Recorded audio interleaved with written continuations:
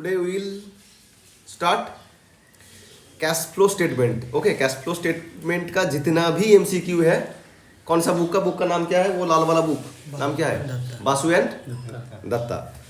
तो हम लोग कवर कर लेंगे, ठीक है, क्योंकि 2023 में जो क्वेश्चन आया था, थोड़ा एमसीक्यू के बारे में बोल रहा हूँ मैं, ठीक है, थोड़ा अनकॉमन टाइप। सो ये भी वो 2023 का भी एमसीक्यू वो बासु दत्ता से लिया गया था। सो हम लोग क्या कर रहे हैं, बासु दत्ता का जितना भी एमसीक्यू है उसको सॉल्व कर लेंगे। ओके,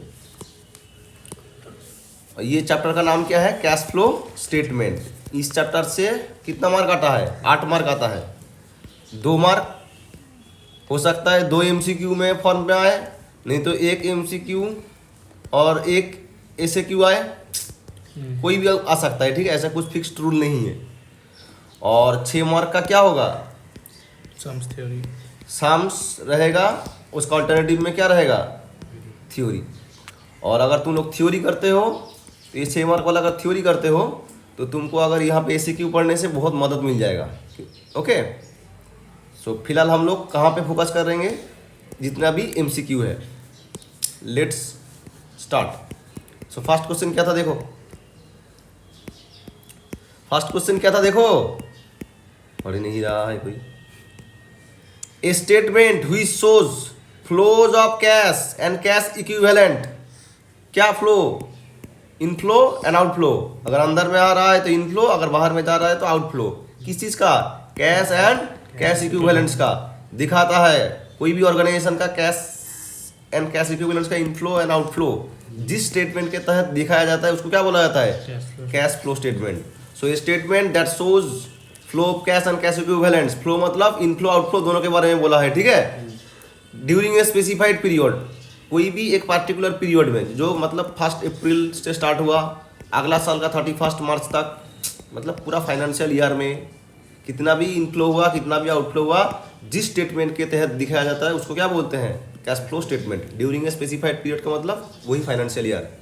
ओके, अच्छा, इसको अगर पूछे तुमको इट्स ए फ्लो स्टेटमेंट या पॉइंट स्टेटमेंट? फ्लो स्टेटमेंट, क्योंकि पूरा ड्यूरिंग द साल का कितना फ्लो हुआ है, इनफ्लो हुआ है दिखाया है। पॉइंट मतलब एक पार्टिकुलर डेट में क्या इंफॉर्मेशन है, जैसे क्या है बैलेंस शीट, ये क्या है? पॉइंट स्टेटमेंट है। ओके, अच्छा, अगला वाला question, the revenue producing activities of an enterprise. एक तो होता है ऑपरेटिंग एक्टिविटीज, एक क्या होता है? इन्वेस्टिंग एक्टिविटीज, और क्या होता है? Financing activities. Operating activities, investing activities, financing activities. पहले मुझे बोलो फाइनेंसिंग एक्टिविटीज क्या है? सर, फाइनेंसिंग एक्टिविटीज मतलब हम लोग तो कंपनी के पॉइंट ऑफ व्यू से सोचेंगे। कंपनी को जैसे भी करके जो फिनांस मिला है, फिनांस मिला है मतलब कैपिटल मिला है। कैपिटल मिला है मतलब कैपिटल कितना तरह का होता है? हो सकता है डेब्ट कैपिटल, हो सकता है ओन्ड कैपिटल। सर, डेब्ट कैपिटल कैसा हो सकता है? लोन लेके, डिवेंचर इशू करके। ओन कैपिटल कैसा हो सकता है? Issue of equity shares, issue of preference shares. मैं इस तरफ तीर चिन्ह क्यों दिखा रहा हूँ? क्योंकि कंपनी में पैसा घुस रहा है। ओके, सो इसको इसी सबको हम लोग क्या बोलते हैं? Financing activities. अच्छा, जैसे हम लोग मतलब डिवेंचर इशू किए थे तो कंपनी में क्या आया था? पैसा आया था ना। तो सर ये तो क्या हो गया? Inflow from financing activities.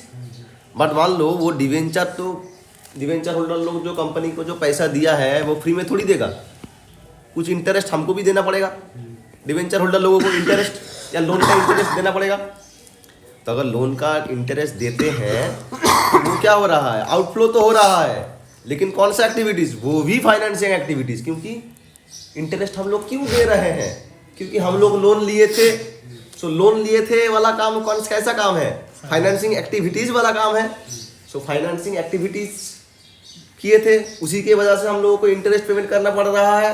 मतलब इंटरेस्ट का फादर कौन है? इंटरेस्ट किस लिए दे रहे हैं? इंटरेस्ट का बाप कौन है? क्योंकि तुम लोन लिए थे, तो बाप का नेचर क्या है? Financing activities. तो बेटा भी फाइनेंसिंग एक्टिविटीज से ही होगा ना।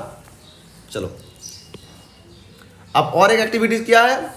Investing activities. कंपनी ने जहां पे इन्वेस्ट किया है, फिक्स्ड एसेट पे इन्वेस्ट किया है, कहीं पे बाहर वाला में किसी को लोन वगैरह दिया है, ये सब investing activities.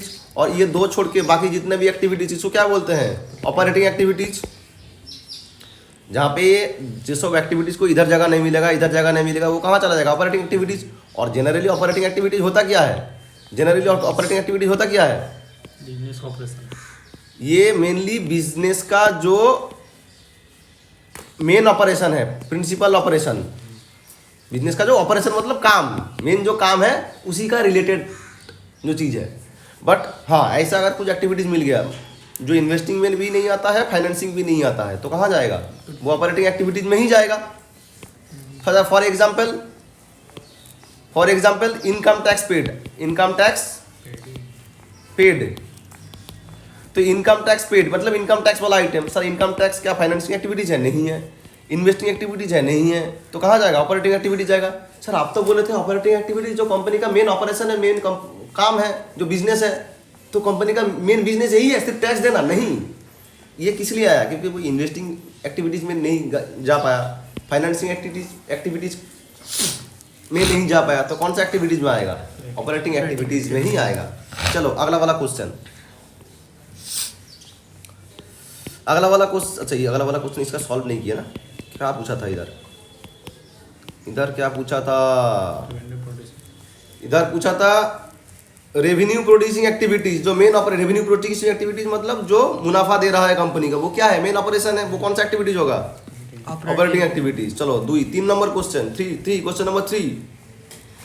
The activities which refer to purchase and sale of fixed assets. मैंने क्या बोला था? Purchase and sale of fixed assets. Fixed assets related क्या होता है? एन इन्वेस्टमेंट, इन्वेस्टिंग एक्टिविटीज होगा। अभी जो डिस्कशन कर दिया। अगला वाला क्वेश्चन, जो चेंज होता है, चेंज इन द कहाँ पे? Capital and borrowing. एक ऐसा एक्टिविटीज, ऑल दोज एक्टिविटीज जिसके कारण क्या होता है, उसका रिजल्ट क्या हो जाता है? Change in the capital and borrowing. अरे कैपिटल मैंने जब बोला था कैपिटल 2 तरह का होता है। एक क्या होता है?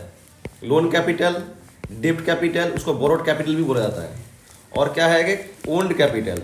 तो इसमें चेंज अगर हो रहा है मतलब कैपिटल में चेंज हो रहा है, तो इसको क्या बोलते हैं? Change in the capital. यहाँ पे कैपिटल को जनरली हम लोग दोनों मिला के बोलते हैं, ठीक है? कभी कभी कोई सिर्फ ओन्ड कैपिटल बोलता है, इसको लोन कैपिटल बोलता है, एक ही चीज़ है। तो इसमें अगर कोई गड़बड़ी हो रहा है मतलब चेंज हो रहा है, तो कौन सा एक्टिविटीज? Financing activities. अगला वाला question, short term highly liquid investment. ये किस चीज का डेफिनेशन है? देख के ही लग रहा है कैश एंड कैश इक्विवेलेंस, मतलब कैश इक्विवेलेंट। कैश को तो पता है, कैश मतलब क्या है? कैश का मतलब बताओ, कैश का मतलब क्या है? Cash and cash equivalent term था ना, इसको एक 1 मार्क एसएक्यू के लिए बहुत ही इंपॉर्टेंट क्वेश्चन है। तो कैश का मतलब मैंने क्या बोला था? कैश का मतलब cash in bank, cash in hand, वो नहीं आएगा क्या? और demand deposit with bank, bank deposit. कौन सा deposit? Bank deposit. Bank deposit तो ठीक है, बैंक का जो डिपॉजिट होता है बहुत सारा, जैसे टाइम डिपॉजिट होता है, डिमांड डिपॉजिट होता है। डिमांड डिपॉजिट मतलब तुम जब भी मांगोगे तब भी दे देगा वो लोग, तो वो डिमांड डिपॉजिट वाला। ये 2 आ जाएगा कैश में। कैश मतलब सिर्फ ये नहीं है कैश इन हैंड है, कैश का मतलब ये भी होता है जो बैंक में तुम्हारा कैश एट बैंक, कौन सा वाला? डिमांड डिपॉजिट वाला। टाइम डिपॉजिट नहीं है, टाइम डिपॉजिट मतलब फिक्स डिपॉजिट वाला, रिकरिंग डिपॉजिट वाला, वो सब टाइम डिपॉजिट के अंदर में आ जाता है। तो यहाँ पे क्या लेना है? सिर्फ डिमांड डिपॉजिट, ओके। और कैश इक्विवेलेंट का मतलब क्या होता है? Short term highly liquid investment which can be immediately converted into known amount of cash and they present insignificant risk of change in the value is called cash equivalence. Cash का definition में मैंने बोल दिया क्या क्या आएगा, और cash equivalence का डेफिनेशन में क्या क्या आएगा मैंने बोल दिया। और तुम लोगों का जो लॉन्ग क्वेश्चन होता है और 1 मार्क कैसे की होता है, वहाँ पे पूछा जाता है what is cash and cash equivalence. तो कैश इक्विवेलेंस के लिए ये डेफिनेशन लिखना है, और कैश के लिए बोलना क्या है? Cash means cash in hand and cash at bank, bracket में लिख देना है demand deposit only, okay. Mutual fund, a mutual fund company का ना जो बिजनेस होता है, कोई कंपनी तो टेक्सटाइल बुक्स इस सब का बिजनेस करता है, और कोई कंपनी का काम ही है दूसरों को इन्वेस्ट करना। पैसा उधर में लेता है और दूसरा जगह पे इन्वेस्ट करता है, तो उसको क्या बोलता है? बोलो तो फाइनेंसिंग कंपनी बोलता है। फाइनेंसिंग कंपनी मतलब उसका काम ही है दूसरों को फाइनेंस करना। तो वो म्यूचुअल फंड किस तरह का कंपनी है? फाइनेंसिंग कंपनी है। और वो क्या मिला है? रिसीव किया है क्या? डिविडेंड। वो अगर दूसरों कहीं जगह इन्वेस्ट करिए, उसका तो मेन काम ही इन्वेस्ट करना है। वो अगर दूसरों के किसी के इन्वेस्ट किया होगा तो उसको क्या क्या मिलेगा, इंटरेस्ट मिलेगा, डिविडेंड मिलेगा, और उसका मेन काम क्या है, इन्वेस्ट करना। तो उसका मेन काम से ही ये क्या हो रहा है, डिविडेंड आ रहा है, इंटरेस्ट आ रहा है। तो ये क्या है, कौन सा एक्टिविटीज है, ऑपरेटिंग एक्टिविटीज। ये mutual fund company receives dividend. Mutual fund का काम क्या है, फाइनेंस करना दूसरों को। तो उसका तो मेन ऑपरेटिंग एक्टिविटीज ही ये है, मेन ऑपरेशन ही ये है, दूसरों को फाइनेंस करना। और दूसरों को अगर फाइनेंस करेगा तो वहाँ से क्या मिल सकता है, इंटरेस्ट मिल सकता है, डिविडेंड मिल सकता है। तो वो क्या है, वो लोग ऑपरेटिंग इनकम है, ऑपरेटिंग एक्टिविटीज से पैदा होने वाला इनकम। कितना मिला, डिविडेंड कितना मिला, 10 lakh on it's investments other than company share in other company से, दूसरों का कंपनी का शेयर में इन्वेस्ट कर दिया था, तो उससे डिविडेंड मिलने वाला था। तो क्या, cash from operating activities. But अगर ये फाइनेंस कंपनी नहीं होता, म्यूचुअल फंड का काम क्या है, दूसरों को फाइनेंस करना। मान लो ये किसका काम होता, मान लो ये एक ऐसा कंपनी का काम होता जिसका काम फाइनेंस करने का नहीं है, जैसे पतंजलि का मुझे हालांकि पता नहीं है पूरा डिटेल्स बिजनेस, लेकिन वो तो अलग सामान बेचता है ना। तो पतंजलि मान लो किसी कहीं पे इन्वेस्ट किया हो, तो उसका अगर इंटरेस्ट मिल रहा है, डिविडेंड मिल रहा है, तो क्या है, इन्वेस्टिंग एक्टिविटीज। वो फाइनेंस ऑपरेटिंग एक्टिविटीज नहीं है, वो डिपेंड करता है, ऑपरेटिंग एक्टिविटीज बिजनेस का नेचर के ऊपर डिपेंड करता है। म्यूचुअल फंड का मेन ऑपरेशन, मेन काम ही है दूसरों के ऊपर इन्वेस्ट करना, मेन ऑपरेशन ही है। तो ऑपरेटिंग उसका एक्टिविटीज क्या है, दूसरों को इन्वेस्ट करना। और दूसरों का अगर इन्वेस्ट करेगा तो वहाँ से क्या इनकम जनरेट होगा, वो इनकम कैसे आता है, इंटरेस्ट से आता है, डिविडेंड से आता है। ओके, म्यूचुअल फंड्स का ऑपरेटिंग और इन्वेस्टिंग एक्टिविटीज क्या होगा, ऑपरेटिंग म्यूचुअल फंड्स का इन्वेस्टिंग और फाइनेंसिंग एक्टिविटीज क्या होगा, म्यूचुअल फंड का इन्वेस्टिंग और फाइनेंसिंग एक्टिविटीज क्या म्यूचुअल फंड को कहाँ से पैसे मिला है, तुम लोग हम लोग जो इन्वेस्ट करते, हम लोग जो देते हैं ना, हम लोग तो रिटेल इन्वेस्टर है, ठीक है। मान लो म्यूचुअल फंड में बहुत बड़ा बड़ा फाइनेंशियल इंस्टीट्यूशन भी इन्वेस्ट करता है, तो वो लोग क्या किया है, म्यूचुअल फंड को फाइनेंस किया है ना, उसका ऊपर इन्वेस्ट किया है। मान लो मैं समझा रहा हूँ, हाँ उसी को। म्यूचुअल फंड कैसे चलता है, देखो तुमको बुझना पड़ेगा ये मॉडल। म्यूचुअल फंड में बहुत सारा आदमी पैसा डालता है, ठीक है।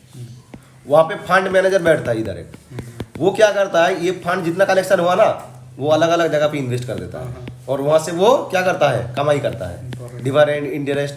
तो ये काम इसका क्या हो गया, ऑपरेटिंग एक्टिविटीज। और म्यूचुअल फंड के लिए जो लोग उसको पैसा दिया, जहाँ से उसको पैसा आया है, वो क्या हो गया, फाइनेंसिंग एक्टिविटीज। क्यों, उसका तो वो काम ही है लेना, उसका काम लेना नहीं है। म्यूचुअल, तुमको म्यूचुअल फंड का पॉइंट ऑफ व्यू, बिजनेस ही वही है ना। अच्छा सुनो, म्यूचुअल फंड, ये मान लो तुम सागर हो, मिस्टर सागर, तुम फंड मैनेजर हो। अब तुमको मान लो LIC ने पैसा दिया है, तो तुम्हारे लिए LIC कौन है, कस्टमर है मेरा। कस्टमर, क्लाइंट है। हाँ, क्लाइंट मतलब वो क्लाइंट कैसा क्लाइंट है, कैसे करेंगे। अच्छा क्लाइंट, कस्टमर तो छोड़ो, कस्टमर मतलब मैं तुमको इस एंगल से बता रहा हूँ। LIC तुमको फाइनेंस किया है ना, तो जो पैसा आया LIC से जो तुमको दिया है, वो क्या है, फाइनेंसिंग एक्टिविटीज। तो उसको नहीं, जैसे हम लोग भी म्यूचुअल फंड में पैसा डालेंगे तो उसका तो तुम लोग कौन हो, म्यूचुअल फंड का फाइनेंसर हो। हाँ, तो म्यूचुअल फंड तुमको क्लाइंट बोलते हैं। तो उन लोग हम लोग कस्टमर है, तो उसको कस्टमर वर्ड मत लाओ यार। कस्टमर अगर तुम बुक दुकान इसमें कस्टमर छोड़ो, तुम उसका फाइनेंसर हो। उसका तो म्यूचुअल फंड बोलता है मुझे पैसा दो, हम और बेहतरीन जगह पे इन्वेस्ट करेंगे, तुमको कमा के हम कुछ रखेंगे और तुमको दे देंगे। उसका तो वही काम ही है, तो फिर उसको तो वो काम क्या है, दूसरों के जगह पे इन्वेस्ट करना। जहाँ से पैसा लेगा तब ना इन्वेस्ट करेगा। तो अच्छा तुम बोल रहे हो ये जो पैसा ये लोग ले रहा है, ये इसका काम है बोल रहे हो। तो अच्छा तुम्हारा क्वेश्चन ये है, नहीं तुम इसको बिजनेस पॉइंट ऑफ व्यू से बोल सकते हो, लेकिन देखो मुझे अकाउंट्स का अकाउंटिंग स्टैंडर्ड 3 का पॉइंट ऑफ व्यू से सोचना है। अकाउंटिंग स्टैंडर्ड 3 में पॉइंट क्या है, देखो कंपनी को जहाँ से फाइनेंस मिल रहा है, कंपनी को फाइनेंस कहाँ से मिल रहा था, जो इसको पैसा दे रहा था ना, जैसे तुम LIC ऐसे बहुत बैंक वगैरह दिया होगा, तो ये कंपनी का फाइनेंसिंग एक्टिविटीज है। और ये जहाँ पे इन्वेस्ट कर रहा है, वो जहाँ पे इन्वेस्ट कर रहा है, इन्वेस्ट मतलब मेन उसका काम है इन्वेस्ट करना, तो क्या है, ये ऑपरेटिंग एक्टिविटीज हो गया, ये हो गया फाइनेंसिंग एक्टिविटीज। और ये बिजनेस चलाने के लिए मान लो कुछ बिल्डिंग लिया है, फिक्स्ड एसेट लिया है, ये सब क्या हो जाएगा, इन्वेस्टिंग एक्टिविटीज। ओके, तुम जो बोल रहे हो नॉर्मल बिजनेस नजरिया से, बट तुमको देखना पड़ेगा AS3 का नजरिया से, अकाउंटिंग स्टैंडर्ड 3 का। हाँ ओके, चलो अब तुम उस लॉजिक से तो ये भी बोल दोगे, मान लो तुम्हारा एक बड़ा बिजनेस है, अब तुम बोल मेरा तो काम ही ये है दूसरों से शेयर इशू करके पैसा लेना और वो पैसा को काम पे लगा के बिजनेस करके माल बेच के प्रॉफिट कमाना तो मेरा काम है। तो इक्विटी शेयर इशू करना भी तो कंपनी का काम है। तो तुम इक्विटी शेयर इशू को मान लो फाइनेंस कंपनी तुम भूल जाओ, आईटीसी शेयर इशू करता है या रिलायंस शेयर इशू करता है। रिलायंस बोलेगा हमारे पास इतना पैसा कैसा आएगा, हमारा इक्विटी शेयर इशू करके पैसा लेके वो पैसा से फैक्ट्री बना के माल बेच के प्रॉफिट कमा के उसको देना टोटल मेरा काम है। अरे काम तो है रे बाबा, मेन काम क्या है? म्यूचुअल फंड का मेन काम क्या था? म्यूचुअल फंड का मेन फाइनेंसिंग, दूसरों को फाइनेंस करना। अब वहां से तुम्हारे पास पैसा क्या आएगा? इसका बिजनेस मॉडल ऐसा ही है, तुम मार्केट से पैसा लाओ। तो मेन काम तो इधर वाला हो गया था, ऑपरेटिंग एक्टिविटीज। उस हिसाब से तो कंपनी जो भी काम कर रहा है वो तो एक्टिविटीज तो है, काम तो है। बट ऑपरेटिंग एक्टिविटीज क्या है? जिससे तुमको रेवेन्यू पैदा होता है, प्रॉफिट कमाते हो। जैसे म्यूचुअल फंड मुनाफा कहाँ से कमाता है? जहां पे वो इन्वेस्ट करता है ना, वहां से जिसको फाइनेंस करता है, फाइनेंसिंग कंपनी है, वहां से मेन रेवेन्यू आ रहा है ना। कमाई कहाँ से हो रहा है? तुम उसका क्लाइंट हो तो तुमसे उसका कमाई हो रहा है। तुम उसका फाइनेंसर हो, तुम उससे बोलते हो तुमको पैसा दिया था, हमको दे बार हिस्सा। ओके, इधर मैं दिखा देता हूँ। Revenue producing activities, operating activities कौन सा है? जो रेवेन्यू प्रोड्यूसिंग एक्टिविटीज। तो म्यूचुअल फंड जो है उसका मुनाफा कहाँ से आता है? वो जहाँ पे इन्वेस्ट किया है वेरियस शेयर्स एंड डिवेंचर में, वहाँ से उसको पैसा मिलता है ना, डिविडेंड, इंटरेस्ट। तो यही हो गया उसका क्या? Operating activities. और जहाँ से वो पैसा मैनेज किया था इन्वेस्ट करने के लिए, वो क्या हो जाएगा? Financing activities. अब क्लियर हुआ? चलो 6 नंबर पॉइंट हो गया। 7, under what type of activity will you classify cash receive from debtors? अगर डेटर्स से तुमको पैसा मिल रहा है, कौन सा एक्टिविटीज है? ऑपरेटिंग एक्टिविटीज है, क्योंकि तुम ऑपरेटिंग एक्टिविटीज इसीलिए है, डेटर से जो पैसा कमाते हो वो कहाँ? सेल्स का फिगर है, और सेल्स से ही तो तुम्हारा मुनाफा पैदा होता है। Operating activities. 7, 8 नंबर। अच्छा, एक मैंने अभी तक क्वेश्चन नहीं देखा, कैश फ्लो स्टेटमेंट में मैं बोल देता हूँ। कौन सा अकाउंटिंग स्टैंडर्ड है? Accounting standard 3। हाँ, ठीक है। Under which type of activity will you classify proceeds from sale of building? Building क्या है? Fixed assets. फिक्स्ड एसेट्स खरीदना, बेचना, दूसरे के कंपनी पे इन्वेस्ट करना, ये सब किस चीज का काम है? कौन सा एक्टिविटीज? Investing activities. मैं अभी फाइनेंसिंग कंपनी का बात नहीं कर रहा हूँ, नॉर्मल वाला कंपनी। म्यूचुअल फंड का काम नहीं, म्यूचुअल फंड का वो क्या हो जाएगा? अलग चीज़ हो जाएगा। बट इधर हम लोग नॉर्मल जो फाइनेंसिंग कंपनी ने उसका बात कर रहे हैं। म्यूचुअल फंड से तो वही इन्वेस्टिंग है, फिक्स है। मतलब मैं बोल रहा हूँ, अगर क्वेश्चन नॉर्मली दिया है, कौन सा कंपनी नहीं बोला है, तो तुमको ये समझना है वो फाइनेंसिंग कंपनी नहीं है, वो नहीं, नॉन फाइनेंसिंग कंपनी। ठीक है। Interest paid by investment, interest paid by an investment company. कौन सा company? Investment company. Will come under कौन सा एक्टिविटीज? Cash flow. देखो, इन्वेस्टिंग कंपनी, फाइनेंसिंग कंपनी एक ही चीज है। उसका काम क्या है? मेन काम क्या है? दूसरों पे इन्वेस्ट करना। तो दूसरों पे इन्वेस्ट करना मतलब दूसरों को फाइनेंस करना। तो वहां से उसको रेवेन्यू पैदा होता है। तो अगर किसी का वो शेयर खरीद रहा है, अगर किसी का वो डिवेंचर खरीद रहा है, अगर किसी को वो लोन दे रहा है, तो उसका ऑपरेटिंग एक्टिविटीज हो जाएगा। ठीक है। बट यहाँ पे क्या बोला है? Interest paid. इंटरेस्ट पेड मतलब वो जो फाइनेंसिंग कंपनी या इन्वेस्टमेंट कंपनी इंटरेस्ट पेड क्यों करेगा? क्योंकि कहाँ से तो फाइनेंस अरेंज किया होगा दूसरों को इन्वेस्ट करने के लिए, तो उसको तो इंटरेस्ट देना पड़ेगा ना। तो वो क्या हो जाएगा? ये वाला फाइनेंसिंग एक्टिविटीज हो जाएगा। ओके, चलो। Which activity will you include in the payment of interest of loan? Interest on loan by a manufacturing company? Manufacturing company मतलब फाइनेंस कंपनी, इन्वेस्टिंग कंपनी, ये सब नहीं है। फाइनेंसिंग कंपनी जो है वही इन्वेस्टिंग कंपनी। ये क्या है? कुछ गुड्स को मैन्युफैक्चर कर रहा है। तो इंटरेस्ट ऑन लोन, कहीं से लोन लिया होगा तो मतलब खुद को फाइनेंस किया होगा, उसी के वजह से इंटरेस्ट दे रहा है। तो it is a financing activities. चलो अगला वाला question. Issue of 9% debenture. Company को डिवेंचर इशू क्यों करता है कंपनी? क्योंकि खुद को फाइनेंस करने के लिए। टू द वेंडर, किसको? वेंडर मतलब सप्लायर और परचेज ऑफ मशीनरी, कंपनी किसी से मशीन खरीदा था तो बोला मशीन खरीदने के बजाय तुमको पैसा तो नहीं देंगे, तुमको डिवेंचर दे देंगे। तो इसमें कुछ कैश इनफ्लो हुआ, यहाँ पे क्या कैश इनफ्लो हुआ, मशीन आया और एक लाइबिलिटी, एक एसेट आया, एसेट बढ़ा और लाइबिलिटी बढ़ गया। कोई कैश एंड मतलब ये एसेट में कोई कैश एंड कैश इक्विवेलेंस का कुछ जिक्र हुआ नहीं हुआ। सो विल रिजल्ट इन क्या, नो फ्लो ऑफ कैश, कोई भी फ्लो कैश का नहीं है। कैश मतलब कैश एंड कैश इक्विवेलेंट का कुछ भी फ्लो नहीं हुआ। 11 हो गया। अब टाइम क्या है देखो, 10:37। 15 तक करके आज पार्ट 1 खत्म करेंगे। अच्छा, net profit earn during the year कितना है, 1 lakh. The increase in the debtors, ये वाला क्वेश्चन 2023 में आया था। नेट प्रॉफिट कितना कमाए थे, 1 लाख। और वहां पे तुमको क्या निकालेगा बोला, कैश फ्रॉम ऑपरेशन। तो तुम कैश फ्रॉम ऑपरेशन कैसे निकालते हो सर, वो जो नेट प्रॉफिट को, नेट प्रॉफिट बिफोर टैक्स, उसको कहाँ पे कन्वर्ट करते हैं, कैश फ्रॉम ऑपरेशन में। तो उसके लिए क्या चीज़ एडजस्ट करते हैं सर, यहाँ पे एडजस्ट करते हैं हम लोग non operating item, non cash item और वर्किंग कैपिटल चेंजेस। यहाँ पे जो क्वेश्चन दिया है सिर्फ इधर वर्किंग कैपिटल चेंजेस वाला ही चीज़ है।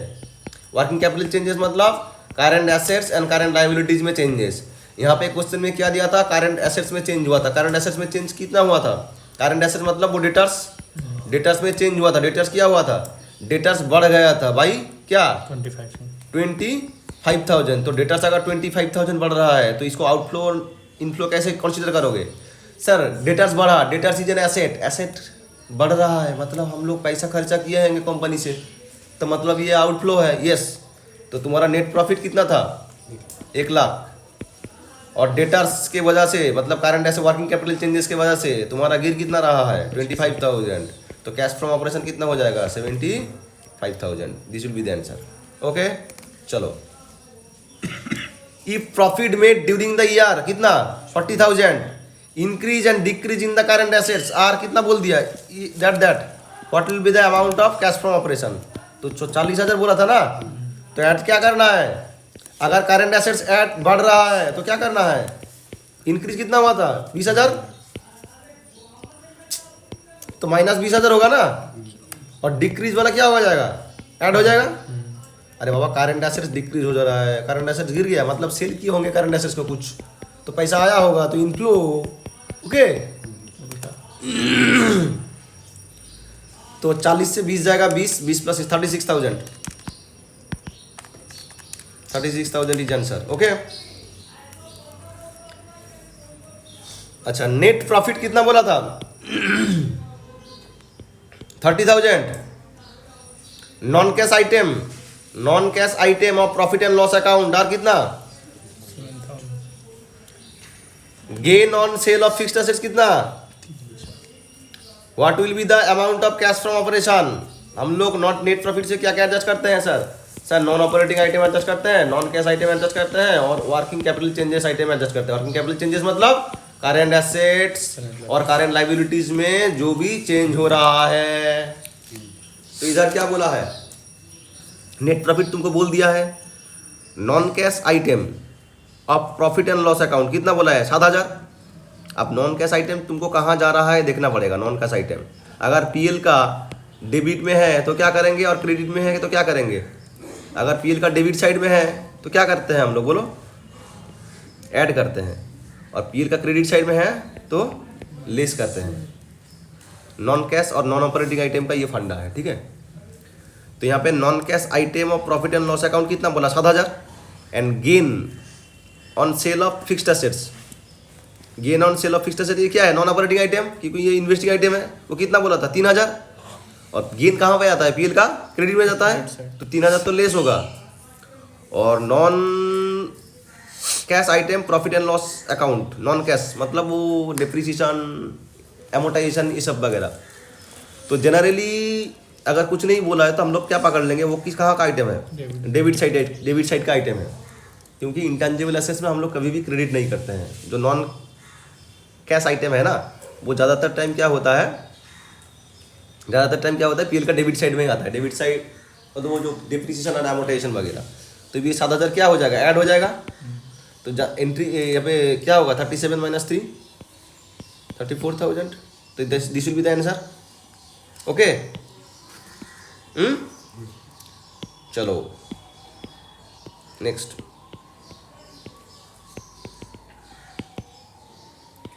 अगला वाला क्वेश्चन देखो 15 तो डिविडेंड पे, डिविडेंड क्यों पे कर रहे हो, क्योंकि शेयर इशू किए थे।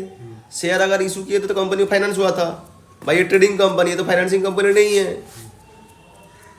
इस क्लासिफाइड अंडर कौन सा activities, financing activities. Dividend paid वो ट्रेडिंग कंपनी हो या फाइनेंस कंपनी हो, हमेशा वो कौन सा एक्टिविटीज होगा, फाइनेंसिंग एक्टिविटीज होगा। लेकिन डिविडेंड रिसीव्ड, डिविडेंड रिसीव्ड, अगर तुमको डिविडेंड अगर रिसीव हो रहा है तो अगर ट्रेडिंग कंपनी है तो वो कौन सा activities, investing activities. But dividend received अगर वो कौन सा कंपनी है, फाइनेंसिंग कंपनी या इन्वेस्टिंग कंपनी है, तो वो कौन सा एक्टिविटीज, ऑपरेटिंग एक्टिविटीज, क्योंकि उसका काम ही तो इन्वेस्टमेंट करना है। हेलो, हाँ बोलो बोलो। ঠিক আছে, কোনো অসুবিধা নেই, 4টে দেখে দিচ্ছি। ঠিক আছে ঠিক আছে, আমি 4টে না 3টে দিয়ে করো, ঠিক আছে, 5th সেমিস্টার। হ্যাঁ হ্যাঁ ঠিক আছে। না না ঠিক আছে ঠিক আছে, 3টা থেকে রেখে দিচ্ছি। सो 15 तक हो गया, चलो कंप्लीट करते हैं, 20 तक कर देते हैं पार्ट 1 में, 30 तक है ना। चलो next, sale of marketable securities. Marketable securities को तुम सेल किए हो at par, would result in क्या, अबे सेल किए हो तो पैसा आएगा, इनफ्लो है रे बाबा, inflow of cash. Marketable securities मतलब कोई भी सिक्योरिटी, सिक्योरिटीज मतलब शेयर्स, डिवेंचर्स। चलो अगला वाला question, when a fixed assets having a book value, book value मतलब बैलेंस शीट में जो वैल्यू है, बुक वैल्यू मतलब बुक्स ऑफ अकाउंट्स का वैल्यू। बुक्स ऑफ अकाउंट्स का मतलब क्या होता है, profit and loss account and balance sheet. Books of accounts का और भी बेहतरीन टर्म है क्या है, फिनेंशियल स्टेटमेंट्स। फिनेंशियल स्टेटमेंट्स का और भी कंपोनेंट क्या क्या होता है, statement of PL, balance sheet, cash flow statement, statement of changes in equity, notes to accounts. तो यहाँ पे जहाँ पे भी जो भी फिगर है वो क्या है, बुक वैल्यू है। बात जनरली ज़्यादातर हम लोग बुक वैल्यू किसको बोलते हैं, बैलेंस शीट वैल्यू को बुक वैल्यू बोलते हैं। ओके, एसेट का बुक वैल्यू जो होता है। तो फिक्स्ड एसेट का बुक वैल्यू कितना था, 15। लॉस में कितना में हुआ, तो मतलब 15,000 उसका बुक वैल्यू था, उसको 5,000 लॉस में बेच दिए। What will be the amount of source और यूज। देखो तुम्हारा कितना था बोलो, 15 का एसेट था, तो तुम कितना लॉस में बेचे थे, 5,000 लॉस में बेच दिए थे। तो तुम सेल कितना किए थे, सेल करके कितना रुपया मिला था तुमको, 10,000 रुपया मिला था। जो 10,000 रुपया तुमको मिला है वो तुम्हारा क्या है, पैसा मिला है ना, sources of funds, source of 10,000। Okay, क्या है, सोर्स ऑफ 10,000। इसका एक बार आंसर देख लो, 17 वाला एक बार आंसर देख लो, सी।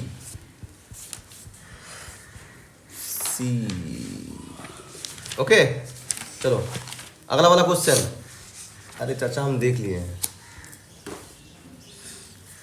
Question number 18। Profit made during the year कितना, 2 लाख। बिफोर कंसिडरिंग क्या, डेप्रिसिएशन ऑन मशीनरी, मतलब नॉन ऑपरेटिंग आइटम।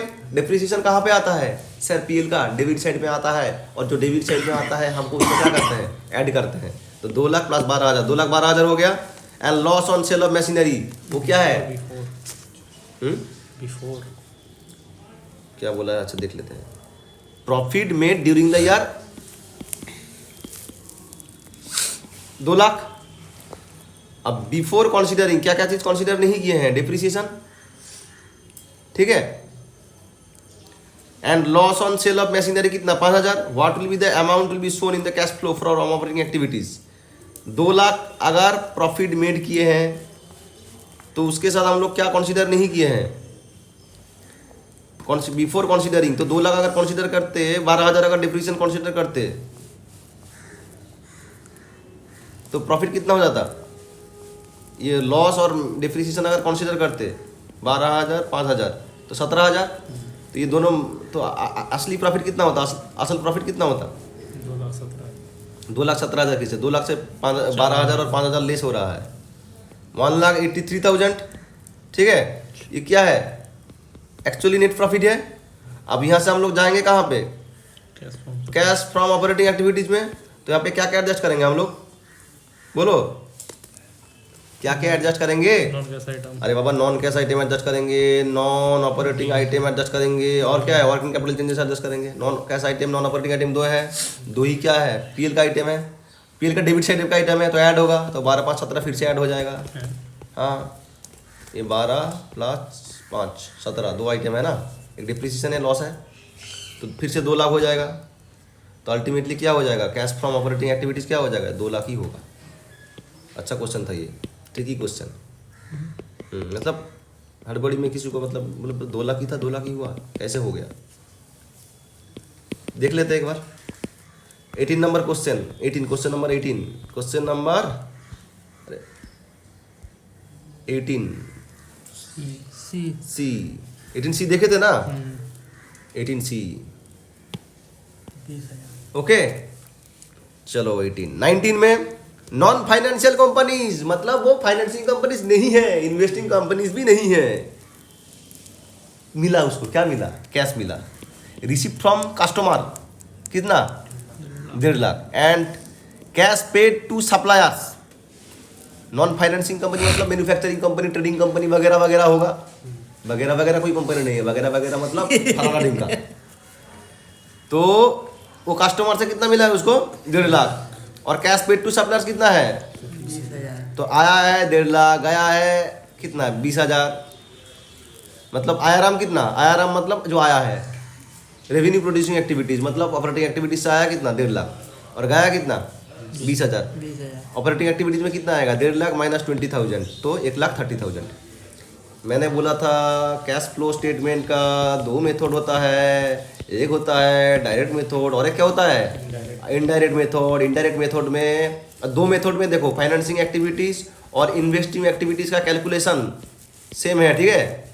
सिर्फ डिफर कहाँ होता है बोलो तो ऑपरेटिंग एक्टिविटीज में कैलकुलेशन। ऑपरेटिंग एक्टिविटीज हम लोग ये इनडायरेक्ट मेथड में क्या करते क्या है पता है, इनडायरेक्ट मेथड में हम लोग करते हैं ये जो नेट प्रॉफिट को हम लोग कन्वर्ट करते हैं कहाँ पे ऑपरेटिंग एक्टिविटीज अब कैश फ्रॉम ऑपरेटिंग एक्टिविटीज या ऑपरेशन में कन्वर्ट करते हैं, ठीक है। बट डायरेक्ट मेथड में हम लोग क्या करते हैं, देखते हैं कैसे डायरेक्टली पैसा आया और कैसे डायरेक्टली पैसा गया ऑपरेटिंग एक्टिविटीज से। ये जो क्वेश्चन था ये that is based on direct method. देखो कैश आया था कस्टमर से कितना 1.5 लाख प्लस हो गया, गया कितना 20,000 तो 1,30,000 क्या हो गया ऑपरेटिंग एक्टिविटीज। ये कौन सा मेथड होगा direct method 1,30,000 is the answer. चलिए next, motor car purchased, Royal Enfield ने खरीद लिया फॉर द बिजनेस, बिजनेस के लिए ओके कोई बात नहीं। अगर मोटर कार क्या है फिक्स्ड एसेट्स है तो this is cash from investing activities. ये 2015 का क्वेश्चन है।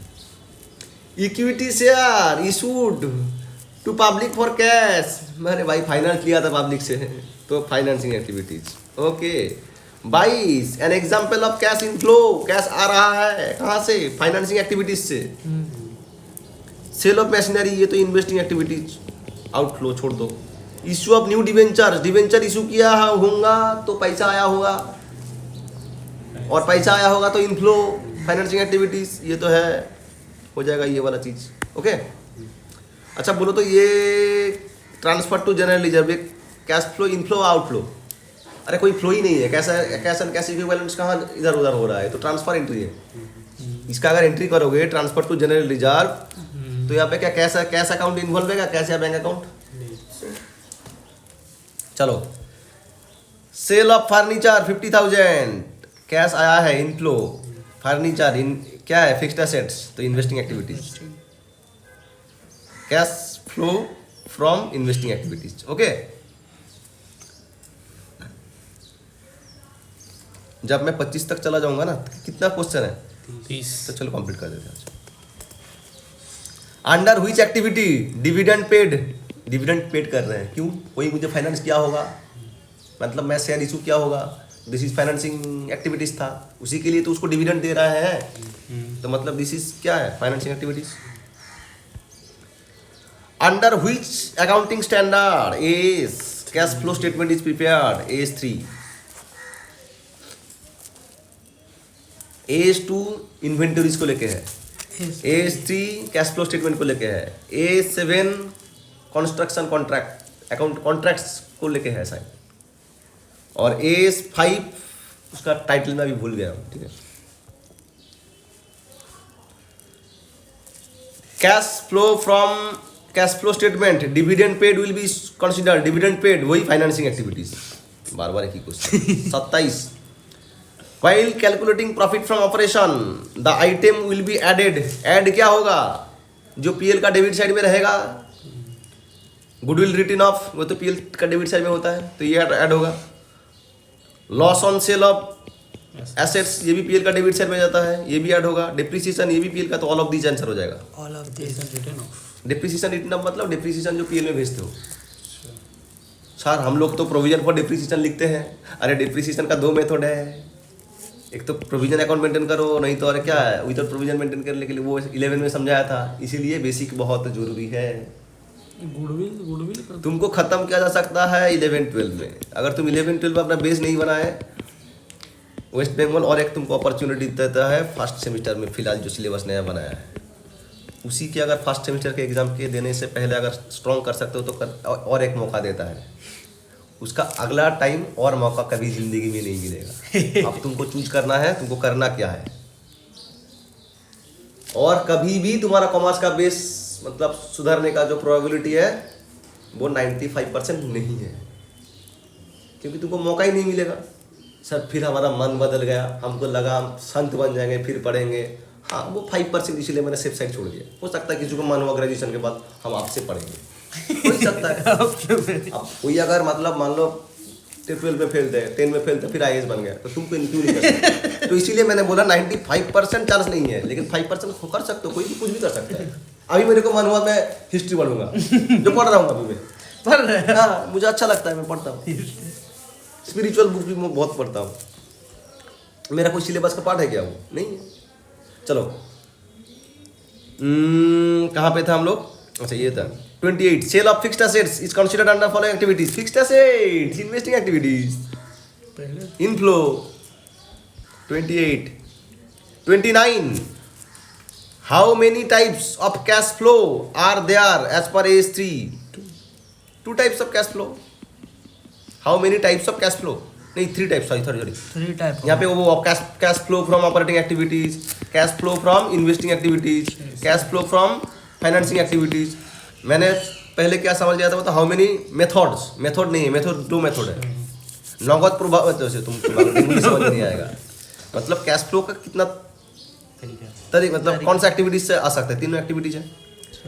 Which is not included in the operating activities, operating activities में कौन इंक्लूड नहीं होता है, इनकम टैक्स तो होता है, मैंने पहले इसका एक्सप्लेनेशन दे दिया था। डेटर आएगा, सैलरी पेड टू एम्प्लॉइज, अगर बिजनेस करोगे तो ऑपरेटिंग में आता है ना ये। इंटरेस्ट रिसीव्ड फ्रॉम इन्वेस्टमेंट, ये कौन सा एक्टिविटीज है, इन्वेस्टिंग एक्टिविटीज, तो ये नहीं आएगा, ये आंसर होगा। ओके, अब मैंने क्वेश्चन एक चीज़ और एक्सप्लेन करना चाहूँगा, वो ये है, एक यूज्ड इन बोल के कॉन्सेप्ट था ना, वहाँ पे मैंने जल्दी निकल गया, लेकिन मुझे वहाँ से ये आया, देखो ना यहाँ पे सोर्स और यूज बोला है ना, छोड़ो, तो इधर नहीं बोलना है, तो मुझे बाद में एक बार क्लास में याद करवाना, यूज्ड इन और फ्लो फ्रॉम और यूज्ड इन, ये दोनों के बीच में फर्क क्या है, ठीक है। तो that's it for the day. MCQ बासुदास का रविंद्र लाइब्रेरी का बुक है नहीं, पब्लिशर का जो भी है, तो इसका कवर कर लिए हैं, इससे बाहर कुछ भी नहीं आएगा। 2023 में जो क्वेश्चन था कैश फ्लो स्टेटमेंट, वहीं से ही क्वेश्चन हुआ था। So that's it for the day.